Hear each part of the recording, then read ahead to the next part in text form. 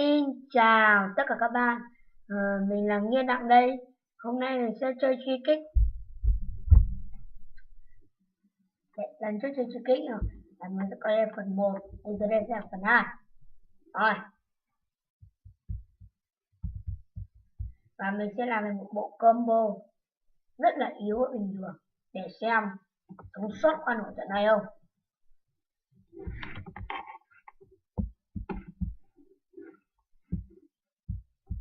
Xem có sống sót qua nổi trận này không.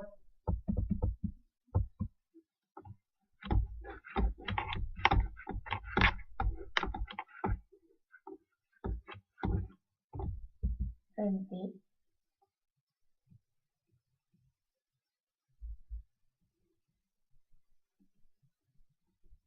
Rồi.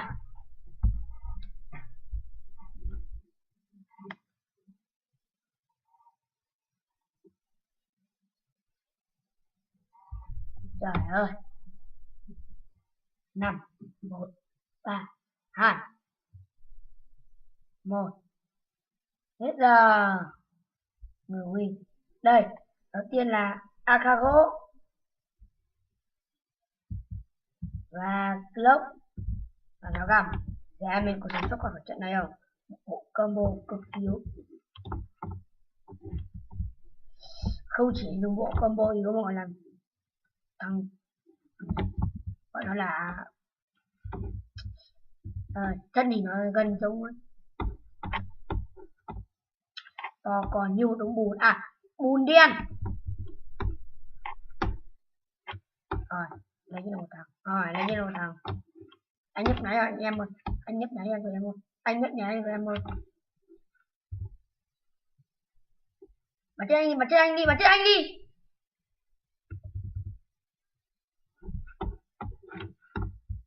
Mấy người toàn hàng gỗ đi cận chiến.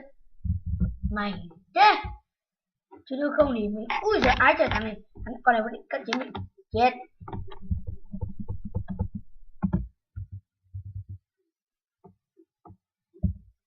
Này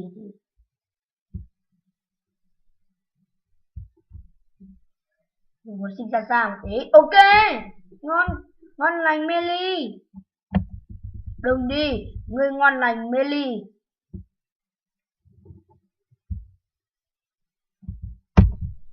Con này toàn chôn mình sao? Nó chôn mình hay mình nó chôn mình là cái chắc.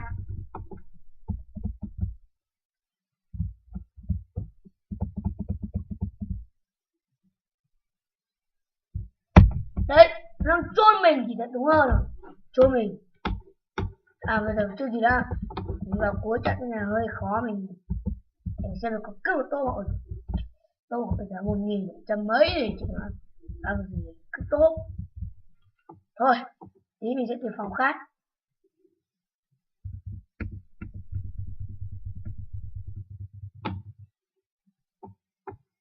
Anh như nãy rồi. Anh bên siêu chú quỷ. Hello. Em nghe chưa? Chưa rồi. Còn nghe là sai lầm lớn đấy. Một sao dùng súng, thì có đừng chết.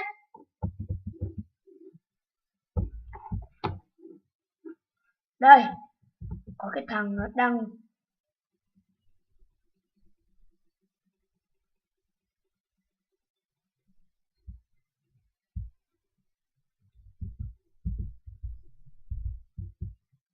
rồi, mày ra. Ok. Coi thử xem mình lấy khẩu thứ nhất. Mình chỉ thử thôi. Khẩu là bên mình rất tiếc.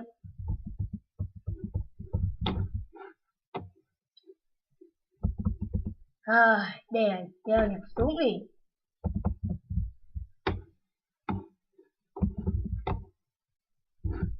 Bác không ngờ là anh em đen.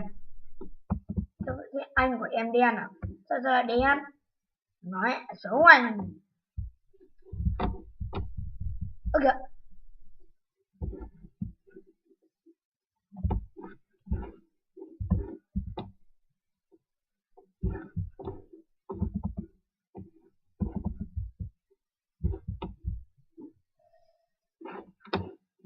bom. Nào ném ném sau lưng mình nghe.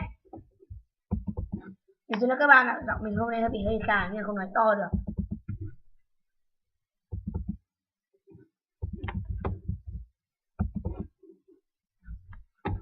Làm sao?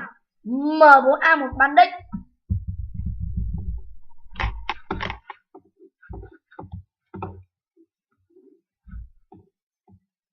Thử em đây rồi. Ui giời ơi.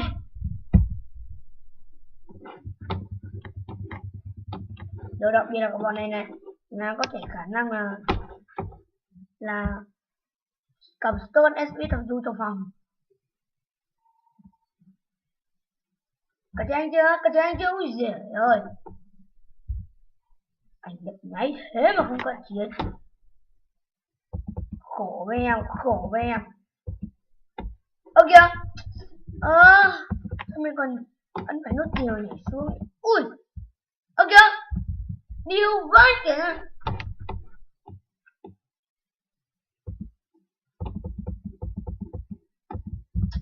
Đấy ạ. Chưa dùng được cậu tí gì mà. Zombie dùng việc top 1 này. Không dùng cậu gì mà.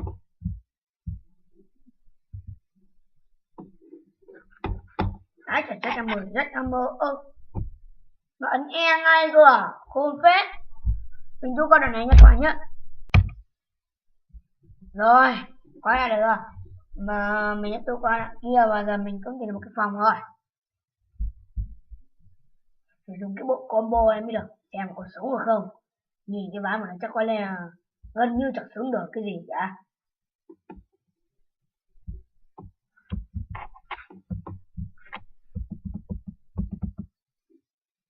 Có một đàng rồi. Cố gắng tập luôn là súng. Em xinh thế.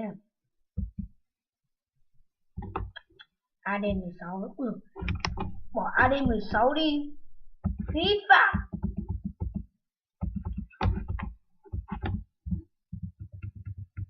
Thế anh này phải dùng súng AK gỗ bình thường chứ đừng nói gì là em. Phí phạm. Rồi. AK gỗ này, glock này, dao găm này và một quả đạn. Đấy, thế rồi.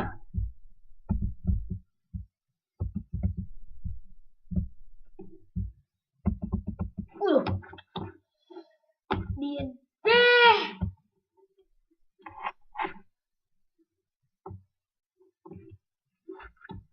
Đấy. Thấy đằng sau là có ý định móc lốt anh, cận chiến anh móc lốt. Ui ôi.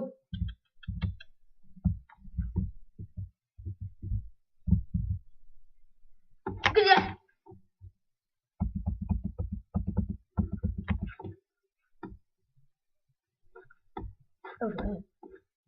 Thấy đây các bạn đây. Giời nhá. Này thì cận chiến. Ô em xinh tươi kia bị.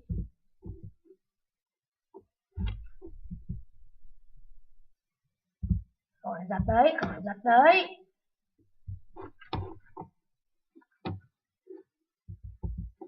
Chứng tỏ rằng mình đã giết chết được con trùm. Chắc thế. Anh đây.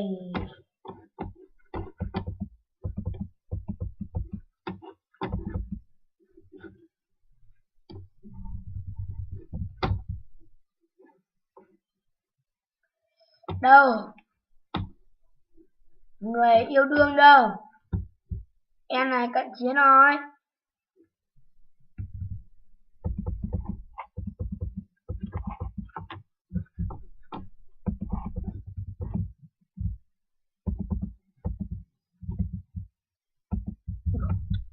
AD16 awesome mạnh nhất đấy.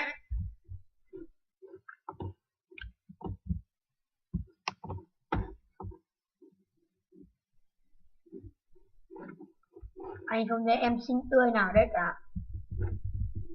Nhanh lên. Anh không có thời gian đùa mấy chú đâu. Có người ngon nào cho anh cái.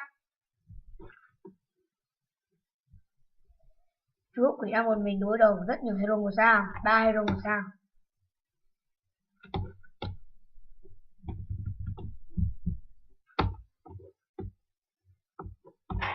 Một anh rất tiếc, đừng mong anh trả lời về sau.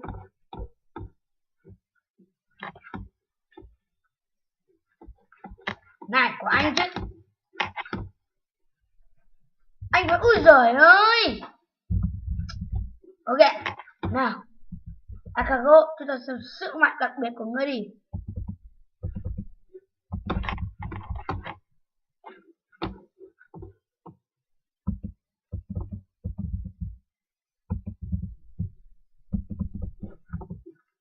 Một khi anh nói thì đừng mong anh rút lại lời nói.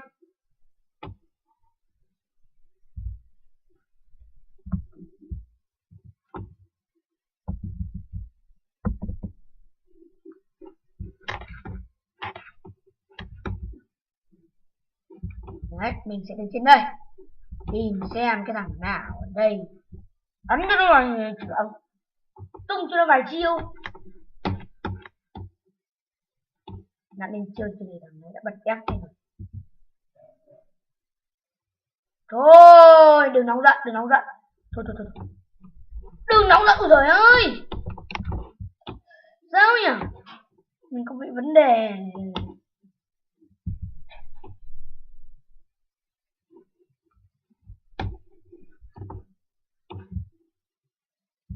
Ui cái gì đấy, ui rồi cái gì đấy.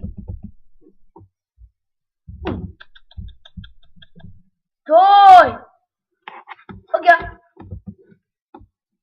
mình ngu người. Cả trên đi, đi này, cả trên đi, nó nhấp nháy rồi, đúng rồi, cả trên đi. Sợ cái gì mà cậu mà không cận chiến? Sợ cái gì? Sợ cái gì? Nó nhấp nháy đỏ lè, con lè tè ở kia mà không cận chiến đi. Quá là kém. Cho một con nhít, cho một hít rồi là sao?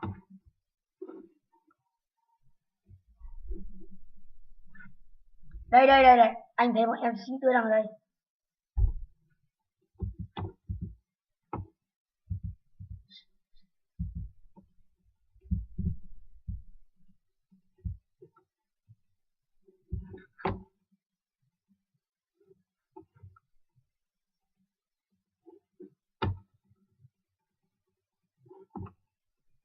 Trời ơi, chết đi.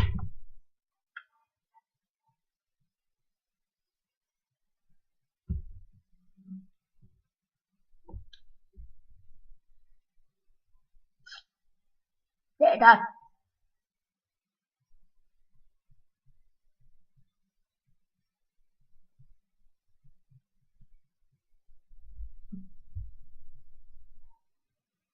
Rồi, tiếp.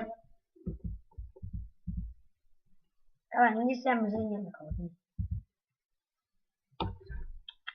Cứ đừng là sáu nòng.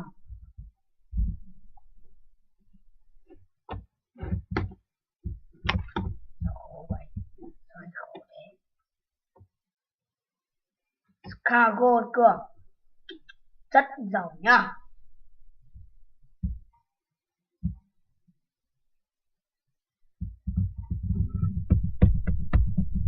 Nói anh là hồn mà đấy, chú em cẩn thận, chú em cẩn thận.